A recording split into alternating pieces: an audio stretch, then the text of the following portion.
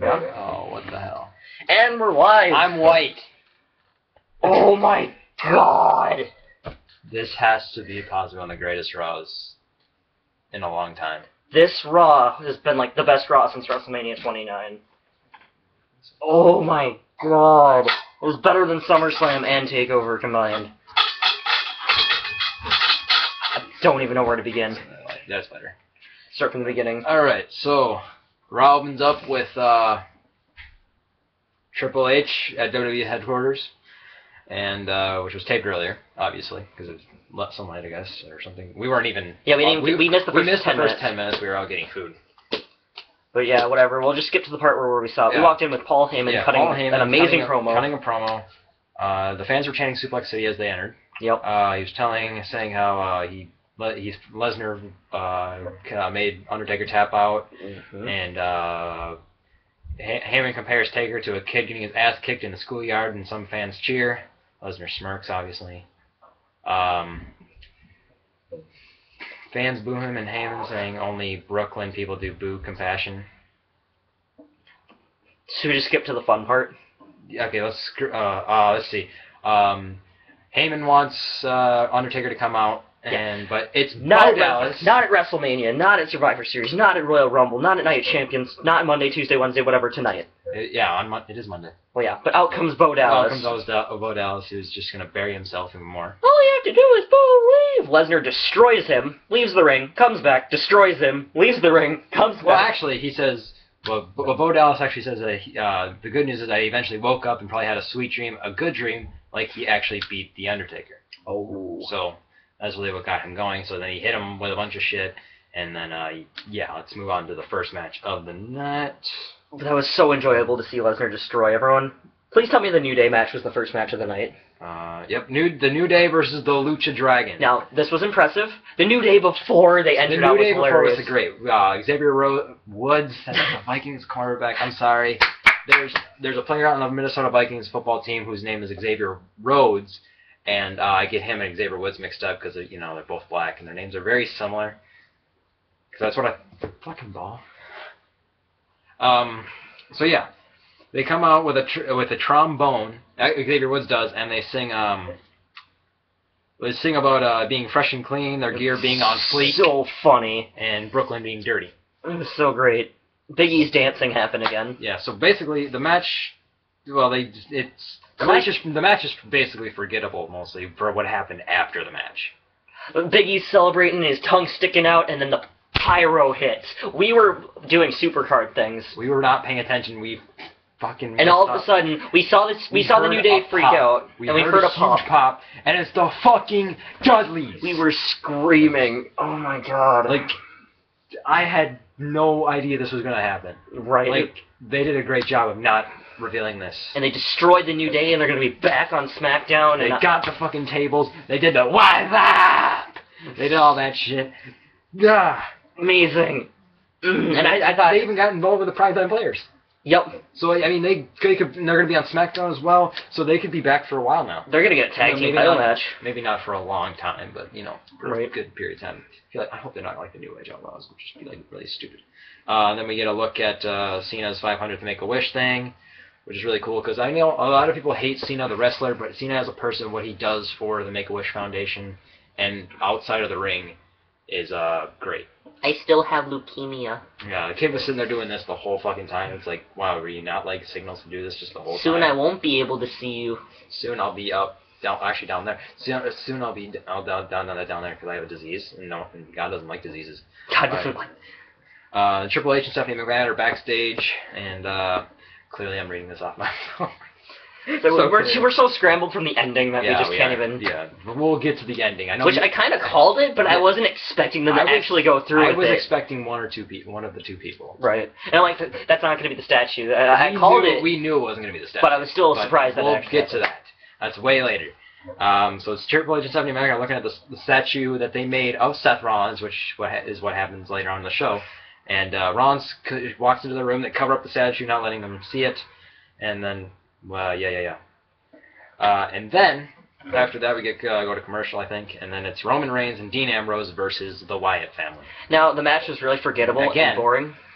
And what happened afterwards is where the excitement happens because... So, I don't remember his name, but... Didn't Roman Reigns and Dean win? I think that... No, they didn't. It was DQ. They won by DQ because the giant guy... Yeah, the lights went out because they did the Bray Wyatt... whatever the hell that is. And some guy named Bram... what was it?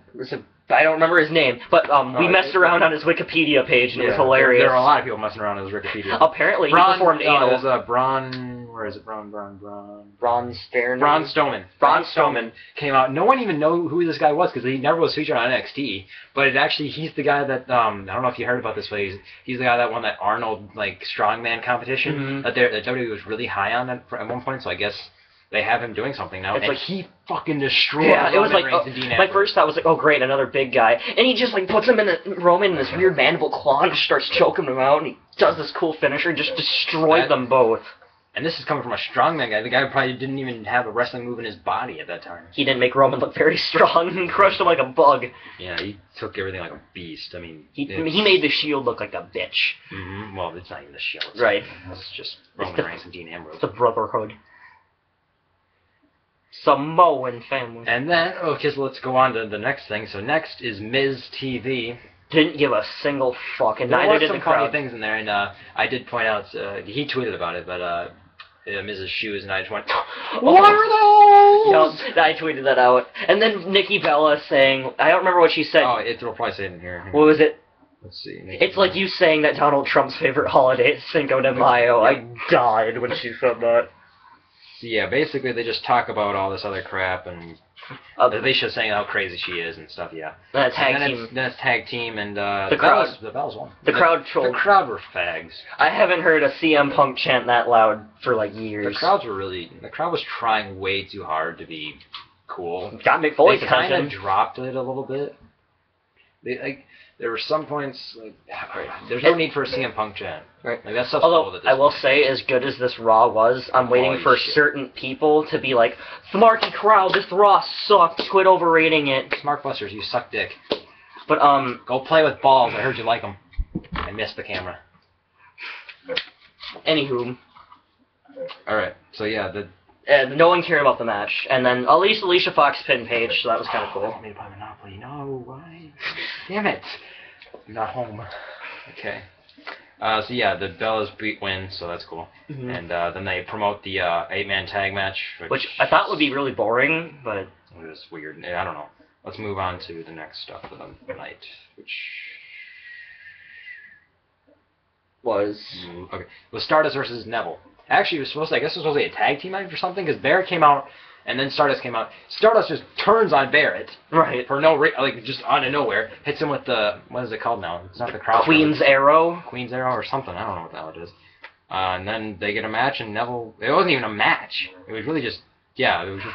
Stardust attacked Barrett, and Neville attacked Stardust. And then they go to break, and then along comes out Jon Stewart.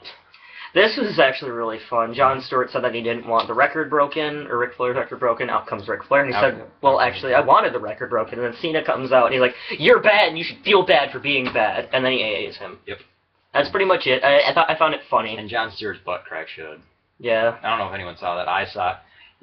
Although I might get called gay because I'm probably the only one that saw it. Right. I actually really like Jon Stewart. He was on Big Daddy. That's how I got him from. I didn't watch The Daily Show. I love The Daily Show. I never watched it. I was never really much of it. Right. I know a lot of people who like The Daily Show. Yeah, wow. Oh, now then it's the 8-man tag with Ryback, Randy Orton, Dolph Ziggler, and Cesaro versus Owens, Sheamus, Big Show, and Rusev. The match was but I mean... I don't remember it much. We weren't really paying All I know is that the good guys won, and then for some reason the 4 faces beat up the 1 heel. Supercard? Fuck you. You've been getting... Okay, I'm going off a tangent. If any of you play WWE Supercard, today I went out and bought an iTunes gift card and paid money for it, paid a good amount of money for it, and opened some packs and got nothing out of them. He gets like 4 fucking epics. I get just ultras. I get nothing. Nothing. And this is season 2. Some of you don't know that there's season 2. There is season 2 out for it, which is great. It's actually a really great season 2. There's a lot. We had really low expectations, and it was actually really good. We didn't want to do it because it was like we worked way too hard for the stuff we have now. But one thing I don't like is the amount of like different stuff. Like I'm used to just training with people and just proing them. Right. I mean, I think I'll end up liking that eventually. But once I learn, because now once I get better cards, I'll know that next time. My only complaint about season 2 is I don't like the new King of the Ring. I don't like having like what 8, 7, how many people? 10. It's 10 people, and like yeah, I don't like that. It's like by the time you get enough people to get up to that tier, you're not going to want to win cards from that tier. Exactly. Because you got 4 epics, so it's like, why the hell do I need a super rare when I have 4 epics? Once you I have 3 epics. You don't even have them in there yet, so once you get the other 4 in there, you're going to be an ultra rare easy. Yeah. So yeah, fuck that 8-man. We'll probably make another video on Supercard too. Yeah, we got to do those. So I actually got some people to do my attack. Back to Raw, Cesaro and Ryback pressed Big Show in the air, and the 4 faces attacked him, and then RKO out of nowhere for fun. Mm-hmm. Oh yeah, Kevin Owens and Rusev attacked Big Show too. Don't care. And then you had Ryback or not Ryback, fucking Luke Harper and Bray Wyatt backstage and doing all their stuff and talking about stuff with them. And then it was Cena talking backstage. Stephanie McMahon called Cena a sore loser for what he did to Stewart. Stephanie says he can't get involved in the celebration for Rollins. Well, that's why he didn't come out. Oh, okay. And she has security escorted him out of the ring. Wow, were we seriously not paying attention? We weren't paying attention. We were on Supercard. We weren't paying attention. Actually, this is probably when I went outside to take a call, but... Oh, really? Yeah, I called my work to see what time I worked. Oh, yeah, okay. So then, back from break, they go to break, and then the Triple H and Stephanie McMahon lead the crowd into a happy birthday to Vince McMahon. Happy birthday, by the way. 70th birthday. 70th birthday, you're probably going to die soon. Then Triple H can take over. Which may or may not be good. I think it'll be good. I'd rather Kevin Dunn die. Well, if he's still here, if Triple H takes over, we still have Kevin Dunn. I want him to die. Like, I don't wish death on people. Who would you rather have die? Kevin Dunn or Michael Hayes? Or Greg the Hammer Valentine? Okay, I'll take the misogynist over the 2 people who actually run the company. But, I don't know. Michael Hayes talks shit, but he doesn't have power. I'd rather Dunn die. Plus, or Virgil. Virgil's been doing... Virgil can die whenever. Virgil's been a fucking ass lately. Yeah. He doesn't even have a card anymore. Right. He didn't even get a card. He didn't deserve a card. He was the weakest card. I don't know why they gave him a card in the first place. I think they just ran out of people. Which they didn't even put Sin Cara in Season 1. I don't know why they didn't do that either. So yeah, then they come back and they're talking about how great Seth Rollins was, comparing him to like Bruno. And they had like a on and on and on, and then you see the statue and like the statue's sitting there just underneath, and he's talking all this time, and then they're about to unveil the statue. The curtain comes off, and there's fucking Sting. Yep. Sting is there. I was thinking that it was either going to be Stinger, because I wasn't paying attention to the thing, because I didn't know Cena was escorted out, so I thought it was going to be Sting or Cena, maybe even Kane, Masked Kane, which would have been really cool, like old Masked Kane, not the new one that came out, like the old knights, like the black and red kind of thing across, like that. But it was Sting, which had like fucked up makeup, which for some reason, I don't know why, like he got rushed. I was like, how? Still better than Joker Sting. True. And then he beats up Seth Rollins. He rolls out of the ring, or Seth Rollins rolls out of the ring. And he holds up the WWE Championship. So is that showing that we're gonna have Sting go for the title? I'm fine with that. He's not gonna win, but it's a really good. I think this is finally the opportunity for Rollins to beat someone clean who's got prestige. Why do I have that feeling that when they face off, that I'm guessing I have champions? Right. Sheamus will come out. It'd be really stupid. I have that feeling. I want Sheamus just to take the U.S. title. Like I feel like they're gonna screw him with that. He's gonna cash in, but the ref will not know what title he's gonna choose. The ref just chooses, oh, you're going after the U.S. and he pins him, and he gets the U.S. title, and Sheamus will be pissed about it, and then there you go. As long as Sheamus stays out of the main event, I don't have a problem with them. Basically, that was the end of Raw. After all of that, I give this is definitely the best Raw this year. Best Raw in a while, in a long time. This is a great Raw. This is amazing. This is better than SummerSlam TakeOver. The matches were not great, yeah, but the stuff that happened after the matches, before the matches, was all the good stuff. Was there really only 3 matches?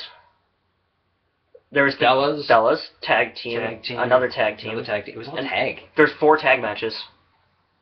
There was supposed to be a match for Stardust and yeah, but that wasn't a match. So there's like 4. It was probably supposed to be a tag team there. Everything else was a segment. Yeah, that would have been a tag match. Yeah, it would have been. Teddy Long booked a good Raw. Yeah, Teddy Long did book a good Raw. So yeah, this is an A+ Raw. Sorry if you disagree. Smart busters. You're gonna be mad because there's only 4 matches. Oh god, it was so good. It was a great Raw. Beautiful. Amazing. Great. What do you rate it? A plus, like I said. Like, I mean, if I had to do it out of 10, fucking 10. Like, it was amazing. I'd give it an A minus because that's room for improvement. Yeah. No, I mean, I can give it an A sure minus because of match quality. match quality, yeah, match quality, I'll give it an A minus. But like, look at the Attitude Era. They weren't about match quality. They're about segments like that. Attitude Era, they made you care about other storylines besides just the main one. With the stuff they have now, it's just like only care about this. Like back in the Attitude Era, you cared about the Intercontinental feud, right? Because you had Rock and Triple H kind of going at it. Although I still think the Ruthless Aggression Era is superior to the Attitude Era. I know a lot of people are going to hate on me for that, but I mean, I'll take Triple H's Reign of Terror and the SmackDown 6 over anything. I just think that they were both great. The brand split, I know a lot of people don't like it, but I liked it because you didn't know exactly who was going to win the Rumble. Right. That was one thing. Because you had, because you had all these guys over here that could go for it and win the title and go after the SmackDown title or go after the Raw title. Because there you go. Could you imagine if they were doing that now? Plus, they had the fucking draft. Right? I loved the draft. Exactly. That was amazing. Last year they did the draft was when they screwed everybody because they'd seen the draft on SmackDown and drafted right back to fucking Raw, which was... That'll be another video. We'll do a Supercard 2 video and we'll do a brand split video. Get this idea from Wrestling with Regrets. Because he did a video on it. Anything else you want to say before we end it? Smart Busters can suck my dick. Okay. Actually, they can suck a dildo instead. Because I'm not gay. Are you sure that's where you want to end it? Well, Michael Corbin's an ass nugget. He's probably going to watch this. Doubt it. In the Rope show's great. Ladies and gentlemen, the man with a million opinions. I have not said a word. Anything else you'd like to add? Danny Wells, yeah. I'm not afraid to say my name. Come at me. And at Rob... You can't say your name. Say your name, boy. Come on. And at Rob DMX is a faggot.